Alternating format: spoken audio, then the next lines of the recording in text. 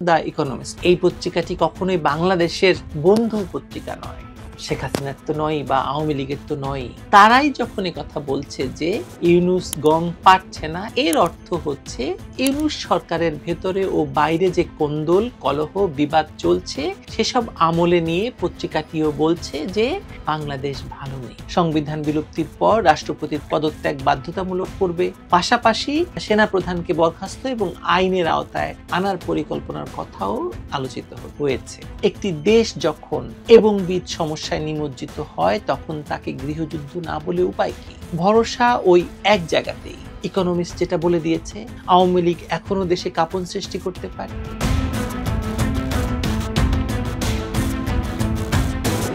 এর আগের একটি ভিডিওতে বলেছিলাম যে আমি দেখতে পাচ্ছি দেশে গৃহযুদ্ধ বা সিভিল ওয়ার চলছে। প্রশ্ন করেছিলাম আপনি দেখতে পান না? অনেকে সেই ভিডিওর সঙ্গে একমত হয়েছেন। অনেকেই বলেছেন যে আপনি আওয়ামী চশমা দিয়ে দেশে গৃহযুদ্ধ দেখতে পান, আমরা পাই না, দেশে গিয়ে যাচ্ছে তরতর করে। আপনাদেরকে শুভেচ্ছা জানাই আপনাদের এই দৃষ্টিভঙ্গির জন্য। কিন্তু কেউ কেউ এই প্রশ্নটি করেছেন যে গৃহযুদ্ধ হচ্ছে বুঝলাম, কিন্তু এর থেকে উত্তরণের পথটা কি সেটা তো বললেন না। এ কারণেই আজকের এই ভিডিও। সবার আগে বলে নেই আমি আসলে কি দেখতে পাচ্ছি, কি দেখে বুঝতে পারছি যে দেশে গৃহযুদ্ধ চলছে। জুলাইতে যখন আজকের সন্ত্রাসীদের কোটা আন্দোলনের নামে সরকার পতনের আন্দোলন শুরু হলো, তখন সরকারের পক্ষ থেকে আন্দোলন ঠেকানোর ব্যবস্থা গ্রহণকে আজ ওরা প্রচার করছে মানবতা বিরোধী অপরাধ বলে। পৃথিবীর যে কোনো দেশে সরকার ফেলে দেওয়ার জন্য যে কোনো সন্ত্রাসী জামায়াতকে সেসব দেশের সরকার কঠোরভাবে দমন করে। সেই জুলাইতেই, মানে 2024 সালের জুলাইতেই যুক্তরাজ্যে একটি দাঙ্গার ঘটনা ঘটে। দাঙ্গা পুলিশ নামানো হয় এবং কঠোর হাতে দাঙ্গা দমন করা হয়। এরকম ঘটনা আমরা মার্কিন যুক্তরাষ্ট্রেও ঘটতে দেখেছি। মজার ব্যাপার হলো এরকম দাঙ্গায় বিশেষ করে দেশকে অস্থিতিশীল করার বিরুদ্ধে যে পুলিশি অ্যাকশন নেওয়া হয় তাতে আহত বা নিহতের সংখ্যা কখনোই আসলে জানা যায় না। কিন্তু বাংলাদেশের ক্ষেত্রে কি হয়েছিল তা নিয়ে নতুন করে বলতে চাই না। কারা কাকে মেরেছে তা বিগত 9 মাসে দেশের একটি শিশুও বুঝতে পেরেছে, আপনিও বুঝতে পেরেছেন। স্বীকার করুন বা না করুন, শুধু এখনো বিদেশি অর্থপুষ্ট সুশীলগণ দেশে বিদেশে আওয়ামী লীগের নামে দোষ দেওয়ার জন্য সেমিনার চালিয়ে যাচ্ছে। সে যাই হোক, জুলাই সন্ত্রাসের পরপরই যখন মানুষ বুঝতে শুরু করে যে এই আয়োজন ছিল জামায়াত শিবির এবং হিজবুতিদের বাংলাদেশকে একটি উগ্রবাদী ধর্মাশ্রয়ী রাষ্ট্র হিসেবে প্রতিষ্ঠা করার জন্য শেখ হাসিনার সেকুলার সরকারকে ক্ষমতাচ্যুত করা এবং যার পেছনের কারিগর হলো বিদেশি রাষ্ট্রের কাছ থেকে অর্থ নিয়ে এই সন্ত্রাসের মেটিকুলাস ডিজাইনার, তখনই মানুষ ভুল বুঝে একের পর এক স্ট্যাটাস দিতে শুরু করে। আর তখনই জুলাই সন্ত্রাসের শীর্ষ সন্ত্রাসী মাস্টার মাইন্ডরা জুলাই ঘোষণাপত্র তৈরির আবশ্যকতা অনুভব করে এবং সে অনুযায়ী নিজেদের মধ্যে হাউকাউ শুরু করে। কিন্তু যে হত্যাকাণ্ড ঘটানোই হয়েছে একটি অসৎ উদ্দেশ্য নিয়ে এবং যার পেছনে আসলে কোনো কারণ ছিল না শেখ হাসিনার সরকারকে সরিয়ে দেওয়া আর দেশকে বিদেশিদের কাছে ইজারা দেওয়া এবং একটি উগ্র ধর্মবাদী রাষ্ট্র হিসেবে প্রতিষ্ঠা করা ছাড়া, সেই জুলাই সন্ত্রাসের জন্য একটি ঘোষণাপত্র তৈরি করা কি অত সোজা? কি লিখবে বলুন তো এই ঘোষণাপত্রে? 1971 সালে মুক্তিযুদ্ধের প্রাক্কালে মেহেরপুর জেলার মুজিবনগরের আমবাগানে মুক্তিযুদ্ধকালীন প্রবাসী সরকার কাজ শুরুর আগে একটি ঘোষণাপত্র পাঠ করে, যার আলোকে বাংলাদেশ যাত্রা শুরু করে, যা পরবর্তীকালে বাংলাদেশের সংবিধানের সঙ্গে যুক্ত করা হয় প্রিয়াম্বল হিসাবে। জুলাই সন্ত্রাসীদের এই ঘোষণাপত্র প্রণয়ন যে আর কিছু নয়, মুক্তিযুদ্ধের মাধ্যমে অর্জিত বাংলাদেশের সংবিধানের ঘোষণাপত্র তথা সংবিধানকে প্রতিস্থাপনের উদ্দেশ্য নিয়ে করা, তা নিয়ে আপনার কোনো সন্দেহ থাকার কোনো কারণ নেই।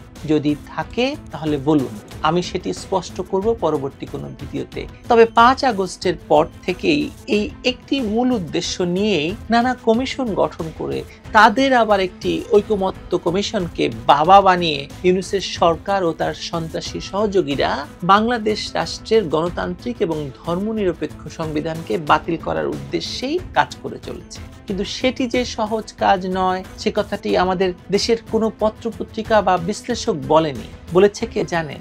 বলেছে লন্ডন থেকে প্রকাশিত দ্য ইকোনমিস্ট পত্রিকা। পত্রিকাটি বলছে 9 মাস ধরে চেষ্টা চালিয়েও ইউনূস আর তার দলবল কোনোভাবে এগুতে পারছে না। যদিও তারা দাবি করছে যে সংস্কার শেষ করে নির্বাচন দেওয়ার ব্যাপারে নাকি ইউনূসের সঙ্গে জনগণ রয়েছে। কিন্তু পত্রিকাটি তার নিবন্ধে জোর দিয়ে বলছে যে বাংলাদেশে বড় কোনো পরিবর্তন আনা ইউনূস সরকারের পক্ষে কঠিন হয়ে যাচ্ছে দিন দিন। এবং বিশ্লেষণের শেষে যে বাক্যটি বলেছে সেটি সবচেয়ে গুরুত্বপূর্ণ পাঞ্চলাইন, আর তা হলো ক্ষমতার বাইরে থাকলেও আওয়ামী লীগ এখনো দেশে কাঁপন ধরিয়ে দিতে পারে। দ্য ইকোনমিস্ট এই পত্রিকাটি কখনোই বাংলাদেশের বন্ধু পত্রিকা নয়, শেখ হাসিনার তো নয় বা আওয়ামী লীগের তো নয়, বরং বারবার শেখ হাসিনার সরকারকে পত্রিকাটি আঘাত করে গিয়েছে সেই পুরো 16 বছর ধরে। তারাই যখন কথা বলছে যে ইউনূস গং পারছে না এবং আওয়ামী লীগ কাঁপন ধরাতে পারে, এর অর্থ হচ্ছে ইউনূস সরকারের ভেতরে ও বাইরে যে কোন্দল কলহ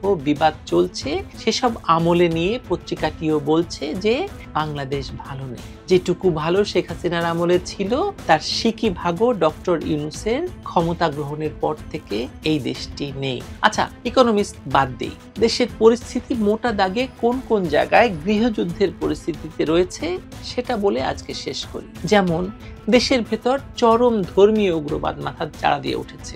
দেশের নারীরা এখন সবচেয়ে বেশি নিগৃহীত এবং অসহায় হয়ে পড়েছে। লাখ লাখ শ্রমিক বেকার হয়ে পড়েছে অসংখ্য কারখানা বন্ধ হওয়ায়। অর্থনীতির অবস্থা নাজুক। দেশে বিএনপির মতো একটি বিরাট রাজনৈতিক দল থাকা সত্ত্বেও দেশে কোনো রাজনীতি নেই। মাত্র 9 মাসের ইউনূস সরকার আওয়ামী লীগের 16 বছরের লুটপাটকে টেক্কা দিয়ে দিয়েছে। সেনাবাহিনীকে ম্যাজিস্ট্রেসি দিয়ে ইউনূসের এই সব অপকর্মের সঙ্গী করে ফেলা হয়েছে এবং সেনাবাহিনীর ঘাড়ে বন্দুক রেখে আরাকান আর্মিকে অস্ত্র সাপ্লাইয়ের করিডোর দেওয়া হয়েছে। আওয়ামী লীগ নিষিদ্ধ করে মহাজন সরকারের সবচেয়ে বড় প্রতিরোধ সৃষ্টিকারী রাজনৈতিক শক্তিকে দমন করা হয়েছে বলে সরকার মনে করছে। দেশব্যাপী এখনো অব্যাহত রয়েছে গণগ্রেফতার এবং দখল। দেশের প্রশাসনে বিরাজ করছে অস্থিরতা, সেনাবাহিনীর ভেতর অস্থিরতা। তালিকাটি আসলে অনেক দীর্ঘ, তবে একটি বিশেষ জায়গায় আপনাদের দৃষ্টি আকর্ষণ করে আমি বলতে চাই যে বিশ্বস্ত সূত্র অনুযায়ী মহাজনের সরকার আগামী 10 জুনের মধ্যে একটি নতুন শাসন ব্যবস্থার রূপরেখা হিসাবে জুলাই ঘোষণাপত্র প্রকাশ করতে যাচ্ছে বলে জানতে পেরেছি। এই ঘোষণাপত্র প্রণয়নের সঙ্গে সঙ্গেই বিদ্যমান সংবিধান বিলুপ্ত করা হবে এবং দেশকে নতুন ঘোষণাপত্রে বর্ণিত আইন ও কাঠামোর মধ্যে পরিচালিত করতে শুরু করবে এই সরকার। সংবিধান বিলুপ্তির পর রাষ্ট্রপতির পদত্যাগ বাধ্যতামূলক করবে, নতুন রাষ্ট্রপতি মনোনীত করবে, পাশাপাশি সেনাপ্রধানকে বরখাস্ত এবং আইনের আওতায় আনার পরিকল্পনার কথাও আলোচিত হয়েছে। এই খবরে সেনাবাহিনীর ভেতর প্রবল উত্তেজনা বিরাজ করছে এবং যা দেশের সামরিক এবং রাজনৈতিক পরিস্থিতিকে আরো অস্থিতিশীল করে তুলবে বা তুলতে যাচ্ছে। তাছাড়া জুলাই ঘোষণাপত্র বা এ জাতীয় কোনো দলীয় বা ঘোষণামূলক কাগজের মাধ্যমে সংবিধান বাতিল করা যে আইনগতভাবে অসম্ভব এবং অবৈধ, এসবের কোনো ধরনের আইনগত ভিত্তি নেই। ইউনূস সরকার গায়ের জোরে এটি করতে চাচ্ছে।